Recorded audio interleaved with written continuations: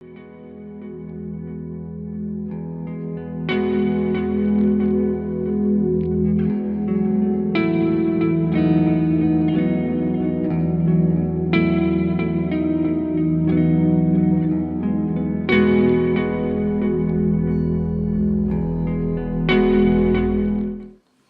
el mensaje que quiero compartir con vosotros tiene que ver con las oraciones de David, teniendo en cuenta de que hay demasiado material con respecto a sus oraciones. Hay oraciones, hay salmos de alabanza, salmos de protección, hay salmos de oraciones pidiendo venganza, pidiendo justicia, alabanza, adoración, hay salmos proféticos, hay salmos mesiánicos, hay salmos de confianza, hay salmos de liberación. Pues que después de analizando tanto material, creo que para mí es más fácil hablar del personaje, porque al final el personaje nos revela pues, un hombre con una sensibilidad especial con respecto a la relación personal con Dios. Y entonces, bueno, me gustaría abordar este asunto desde esa perspectiva, viendo al personaje y viéndolo no solamente desde sus salmos, sino especialmente desde la perspectiva de otros profetas, otros siervos de Dios. Porque, claro, la palabra de Dios está llena de palabras que hablan de David. Bueno, en primer lugar quería leer en Isaías, y espero al Señor que me dé la mente clara para poder, por lo menos, abordar las cosas que más me han tocado mi corazón, pero quisiera comenzar con Isaías 55, y dice: a todos los sedientos, venid a las aguas, a los que no tienen dinero, venid y comprad y comed, venid, comprad sin dinero y sin precio vino y leche. Dice: ¿por qué gastáis el dinero en lo que no es pan y vuestro trabajo en lo que no sacia? Oídme atentamente y comed del bien, y se deleitará vuestra alma con grosura. Está invitando el Señor a una relación con Él, diciendo: ¿por qué gastáis? ¿Por qué malgastáis vuestro esfuerzo, vuestro trabajo en aquello que no da resultados? Entonces luego el Señor nos dice cómo tenemos que enfocar nuestras energías, nuestro tiempo. Dice: inclinad vuestro oído a mí, venid y oíd, y vivirá vuestra alma. Y haré con vosotros pacto eterno, las misericordias firmes a David. Y luego dice: yo lo di por testigo a los pueblos, por jefe y por maestro a las naciones. Aquí Isaías dice que David es un modelo al cual nosotros tenemos que imitar. Es un modelo al cual nosotros tenemos que mirar para entender cuál es el espíritu de oración que él tenía y sobre todo la sensibilidad que él tenía en cuanto a una relación muy personal, muy íntima con Dios. Aquí en este texto de Isaías pues habla especialmente de que cuando uno ora, porque nuestros caminos no son sus caminos, y habla buscad a Jehová mientras pueda ser hallado y llamadle entre tanto que está cercano. Está hablando de la oración, está hablando de una relación personal con Dios, de cómo invertir nuestro tiempo más eficazmente. Nos pone como modelo David. Es complicado tratar ese asunto, pero desde el punto de vista de Amós, y quisiera que si fuéramos, a ver si el Señor me da facilidad de entendimiento y de mente para tratar estos asuntos. Dice en Amós, capítulo 9, versículo 11, dice: en aquel día yo levantaré el tabernáculo de David, y cerraré sus portillos, y levantaré sus ruinas, y lo edificaré como en tiempo pasado, para que aquellos sobre los cuales es invocado mi nombre posean el resto de Edom y todas las naciones, dice Jehová, que hace esto. En el capítulo 15 de Hechos también dice: y levantaré el tabernáculo de David que está caído, levantaré sus ruinas para que los gentiles vuelvan su corazón a Dios. Entonces, el Señor nos habla de que debemos de levantar un tabernáculo.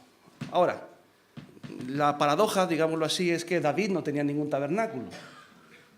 Estaba el tabernáculo de Moisés y estaba el templo de Salomón, pero no había un tabernáculo propio que David había construido. Entonces, ¿a qué se está refiriendo cuando habla de ese tabernáculo? Está refiriéndose a lo que dice la palabra de Dios. Dice: olvidáis que vosotros sois templo del Espíritu Santo. Entonces, lo que la oración es eficaz y a lo que el Señor nos quiere llamar es que seamos templo del Espíritu Santo. Porque somos templo del Espíritu Santo, No necesitamos otro lugar, otra forma, otra manera. Somos nosotros el lugar donde nosotros presentamos sacrificios de alabanza y adoración agradable para Dios. Entonces David no era un hombre que Dios le había dado, no le había dado la oportunidad de construir ningún templo. Sí había traído a su propia vida, a su propia casa, a su propio hogar, al propio jardín de su hogar había traído el arca de Jehová. Eso sí, tenía la presencia de Dios, pero no tenía una estructura donde llevarlo y meterlo. De hecho, en el capítulo 7, cuando Dios hace un pacto con David, en este pacto con David, la palabra de Dios dice que David un día se levanta por la mañana, despierta y dice, ahí va, yo vivo en una casa noble, una casa lujosa, vivo en un palacio, y el arca de Jehová está entre cortinas. No tenía un lugar específico para el arca, no tenía un templo. Entonces David dice, ya sé lo que haré, voy a construir un templo. Entonces Dios lo llamó, lo amonestó dulcemente, pero le corrigió y le dijo, David, ¿te olvidaste de que tú saliste de detrás de las ovejas? ¿Te recuerdas que tú no eras nada, no eras nadie, no tenías oportunidad, eras probablemente el último del último del cual yo podría, o cualquier hombre se hubiera fijado en ti para haber alcanzado un lugar de preeminencia? ¿Te olvidas de cuál fue tu origen? ¿Te estás llenando de soberbia para construir un templo? Porque todos los religiosos al final tienen la tendencia de hacer algo que manifieste su grandeza, su poder, su gloria, una iglesia más grande, etcétera, ¿no? Y David, Dios le dijo, tú no me harás a mí ninguna casa. Lo amonestó, dijo, tú no me construirás a mí una casa. Pero luego le dice, sí, pero yo de ti construiré, haré de ti una casa y de tu simiente, levantaré un reino que no tendrá nunca más fin. Está refiriendo a la vida, a la vida de Jesús. Entonces, la vida de Jesús que nosotros tenemos que manifestar a este mundo no viene de una iglesia o de una potencia de vatios o unas energías capaces de llegar hasta el último rincón de la tierra con potencias técnicas, sino que la palabra de Dios nos dice que la vida de Jesús se manifiesta a través de hombres que se han convertido en templo del Espíritu Santo y que tienen como forma de vida su relación personal con Dios, que tienen como su objetivo lo único, obedecer a Dios y seguirle por encima de todas las cosas. David era un hombre que sus últimas palabras fueron muy sencillas y él habló de sí mismo, o sea, que yo quería hablar de lo que la palabra de Dios dice de David, pero también él habla de sí mismo y resume su existencia o resume su vida en unas palabras muy, muy sencillas. En el capítulo último de Samuel, las últimas palabras de David, dice, estas son las palabras posteriores de David. Dijo David, hijo de Isaí, dijo aquel varón que fue levantado en alto, aquel varón que salió de detrás de las ovejas, que no tenía oportunidad. Yo tengo incluso a veces la tentación de pensar que David era un hijo ilegítimo de Isaí, un niño que estaba, mientras los demás estaban en fiesta, él estaba marginado cuidando ovejas. Y cuando él escribe de sí mismo diciendo, en pecado me concibió mi madre, tengo la tentación de pensar que probablemente era un hijo de Isaí, pero probablemente no era. Y no tenía la oportunidad de estar en los centros de dirección, los centros de gobierno, no tenía la oportunidad de estar en los lugares, digamos, de fiesta, de oportunidad. Y Dios lo vio, lo escogió. Lo escogió porque, como vamos a ver más adelante, él, mientras los demás estaban en los centros de poder y de reunión, él estaba cultivando algo que solamente se puede cultivar cuando uno está quebrantado, y es en la presencia de Dios, como dice la palabra del Señor, que mientras él estaba en los campos de Éfrata, en los lugares apartados, él fue cultivando su relación personal con Dios. Bueno, y él lo que dice de sí mismo, dice, aquel varón que fue levantado en alto, el ungido del Dios de Jacob, el dulce cantor de Israel.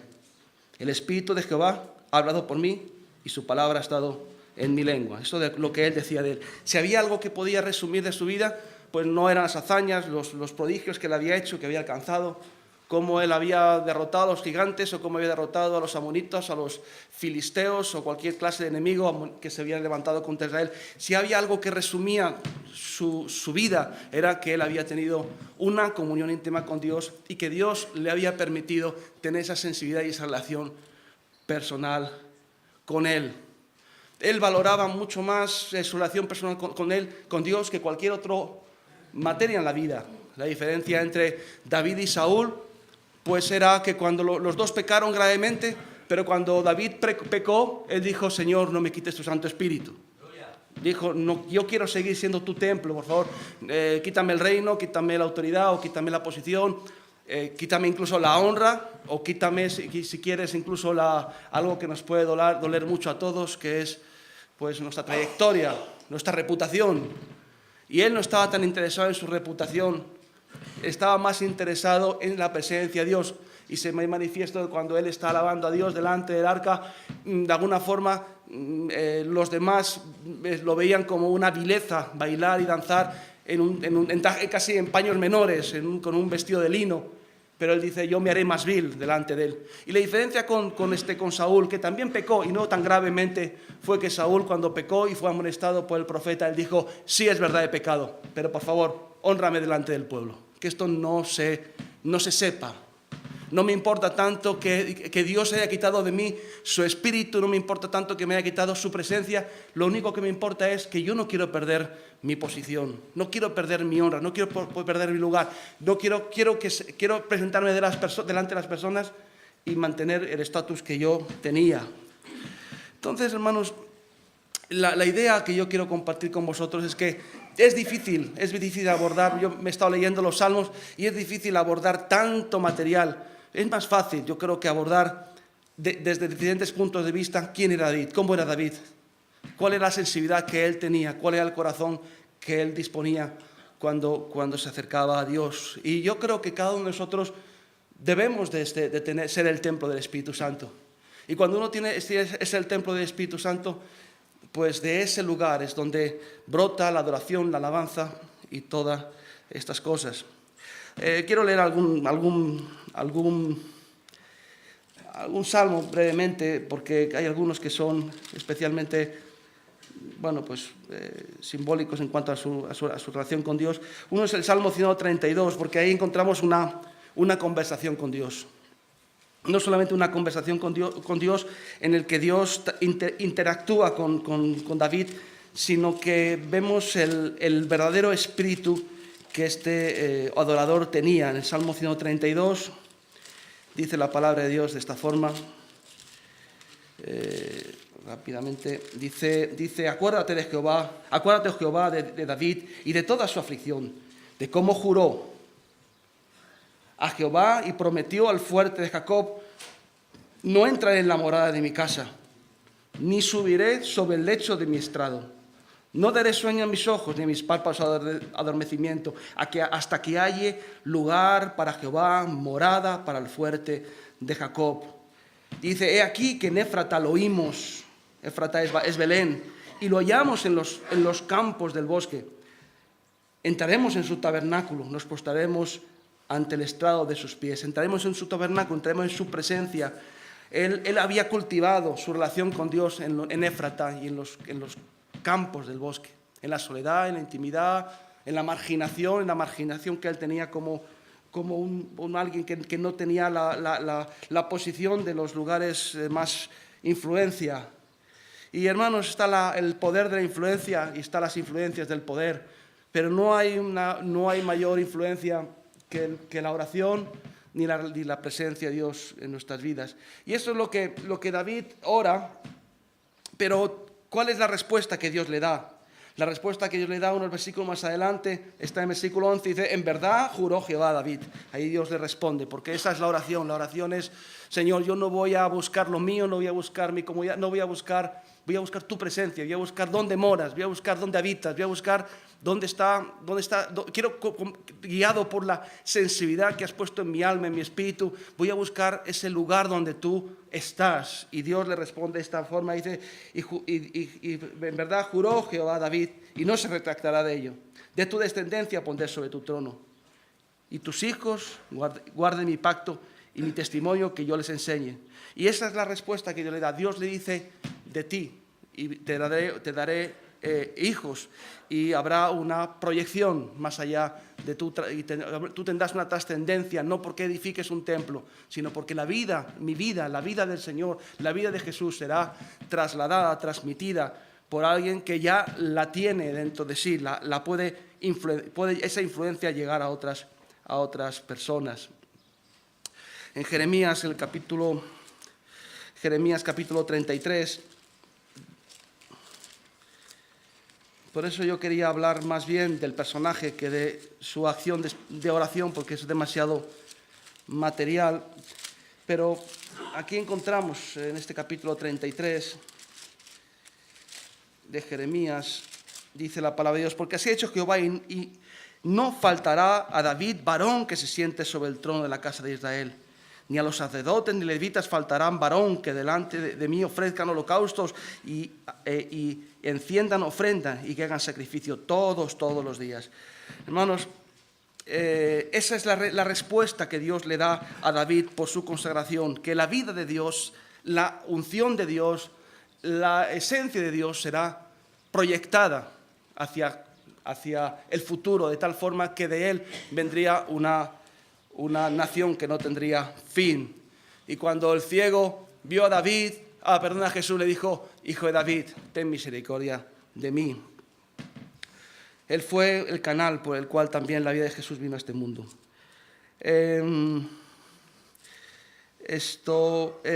Quería leer otro salmo, hermanos, a ver si lo encuentro. En el capítulo 141 dice: escucha mi voz cuando te invocare. Suba mi oración delante de ti como el incienso, y el don de mis manos como la ofrenda de la tarde. El incienso y la ofrenda de la tarde. Él no tenía por sí mismo un tabernáculo, un edificio, pero él era el tabernáculo. Él era la casa, él era el lugar donde ofrecía sacrificios. Y aquí se estaba refiriendo al incienso, que son las oraciones, pero también se estaba refiriendo a algo que instituyó Moisés para el tabernáculo, que era el sacrificio continuo, que es un símbolo de la oración y la alabanza. El sacrificio continuo. Había muchos sacrificios en el Antiguo Testamento, muchos, para diferentes cosas, ¿verdad? Diferentes fiestas. Había diferentes sacrificios, pero había uno que se llamaba el sacrificio continuo. Y ese debe ser el símbolo de nuestra relación con Dios, un sacrificio continuo, una oración continua. Por eso dice la palabra que suba mi oración como la ofrenda de la tarde. ¿Por qué la ofrenda de la tarde? Porque había el sacrificio continuo, era que había que sacrificar un cordero por la mañana y un cordero por la noche y por la tarde. Y el cordero se sacrificaba, pero tenía que ir aderezado con un poquito de pan, con un poquito de vino y con un poquito de aceite. Eso simboliza nuestra oración. Dice la palabra de Dios, y debe de ser así, que Cristo es el único objeto de nuestra atención, adoración y alabanza. A Él concentramos. Él es el Cordero de Dios que quita el pecado del mundo. Es al cual nos acercamos por medio de Él al Padre. Él es la razón, Él es el modelo por el cual nosotros cerramos nuestros ojos y le observamos, le miramos. Y debe ir aderezado con vino, con pan de la revelación de su palabra, con vino de la unción, de la dirección del Espíritu Santo y la unción del Espíritu Santo del aceite. Esa debe ser nuestra adoración. Nuestra oración diaria debe ser el Cordero, debe ser hacia el Cordero, centrados a través y por la sangre de Cristo y en el nombre de Cristo, pero tiene que haber también palabra de revelación en nuestra oración, porque no oramos no sabemos pedir como conviene, pero el Espíritu intercede por nosotros y en nosotros, y los que escudriñan el corazón saben lo que Dios quiere, cómo quiere que oremos. Por eso es importante el pan, la revelación de Dios, por eso es importante el aceite, que es la unción de Dios, y por eso es importante que el Espíritu esté en nosotros. Entonces, hermanos, el personaje es tan importante, hay tantas historias en que David recurre. Hay algunos que se han saltado el personaje y han tenido injerencias, se han metido en mi personaje estos días.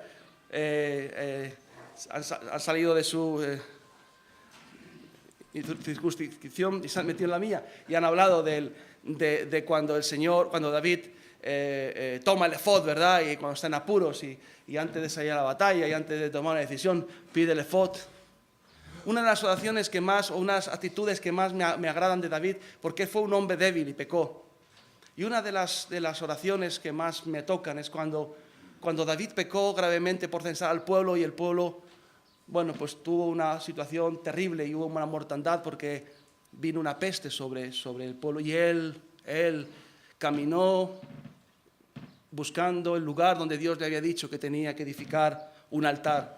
Y aquel lugar era la era de Araúna el Jebuseo. Jebuseos eran los habitantes de Jerusalén. Y es muy probable que aquella colina, aquella lugar donde él levantó ese altar, es muy probable que sea el lugar donde se asentó el templo de Salomón en su tiempo. Y él cuando pecó y vio a la mortandad del pueblo y vio que el pueblo era diezmado, él caminó hacia allá arriba y cuando Araúna lo vio, dijo: ¿qué quieres? ¿Qué puedo hacer por ti? ¿Qué quieres que te dice? Yo, dame, no voy a recibirte nada que no me cueste. Y tomó cogió, le pagó, compró la era, le pagó por los bueyes, le pagó por la leña, e hizo un altar y la mortandad se acabó.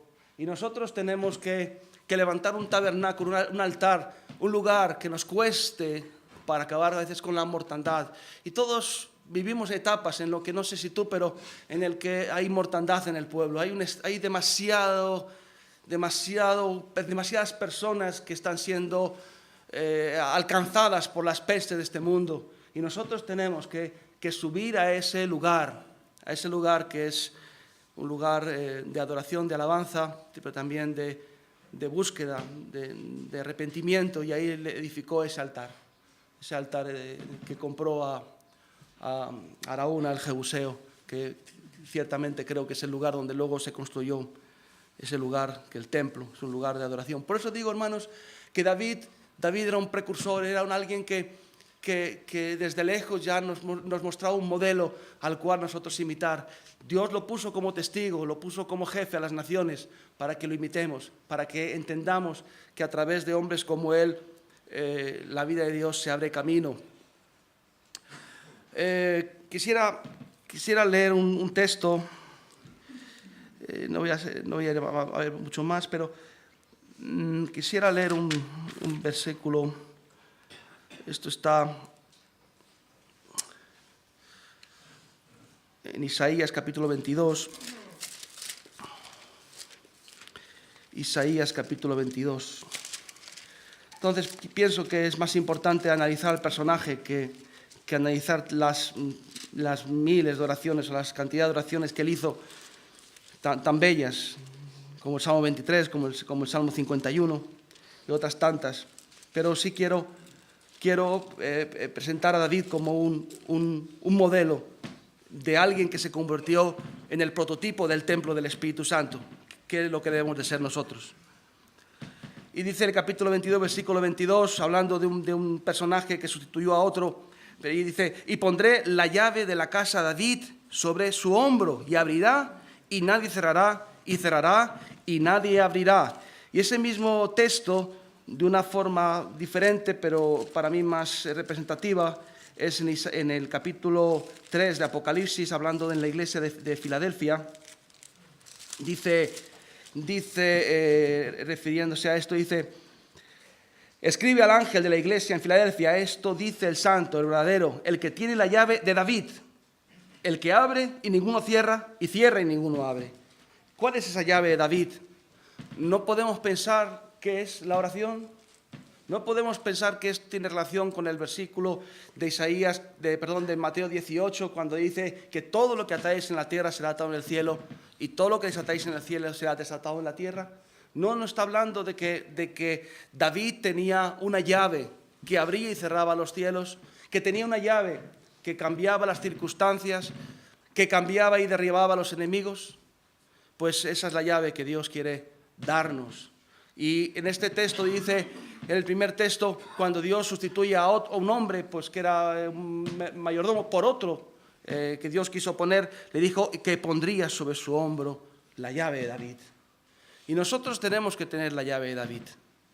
Como siervos de Dios tenemos que tener esa autoridad. Y esa autoridad es nuestra relación personal con Dios, nuestra intimidad con Dios. Él era un hombre que había alcanzado un nivel de intimidad muy, muy, muy profundo. Y esto le hacía más fuerte que a los demás. Por eso él dice dice que, hablando sí como un versículo en el que habla de Jesús, pero dice que Dios le ungió con un espíritu de alegría más que a sus compañeros. Hay un espíritu de alegría más que a los compañeros, aquellos que tienen esa sensibilidad, esa cercanía con Dios, que Dios lo da un ungüento y una unción mucho más amplia. Y quisiera pues terminar con lo que dice Zacarías de David. Hemos visto diferentes aspectos, diferentes personas, Isaías, Jeremías, que hablan de David como un adorador, como un hombre de oración, como un templo del Espíritu Santo, como alguien que sin tener un tabernáculo físico, él se había convertido en un tabernáculo espiritual, un cuerpo que portaba la presencia de Dios y que Dios hizo un pacto eterno con él, las misericordias firmes a David, y que a pesar de sus caídas, sus derrotas, sus fracasos, nunca se rompió el hilo con su presencia, porque él valoraba más la presencia de Dios y su relación con Dios que cualquier otra prebenda que podía haber alcanzado en la vida. Y en Zacarías quisiera brevemente leer lo que la palabra de Dios dice, y con esto vamos acabando.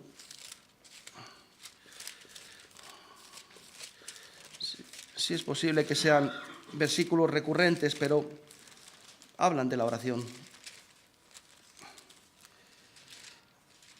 Dice, el capítulo 12, versículo 8, dice: en aquel día Jehová defenderá al morador de Jerusalén. Es una profecía para Israel, pero yo creo que podemos también pues, pedirle al Señor que nos la dé también a nosotros esas promesas. En aquel día Jehová defenderá al morador de Jerusalén.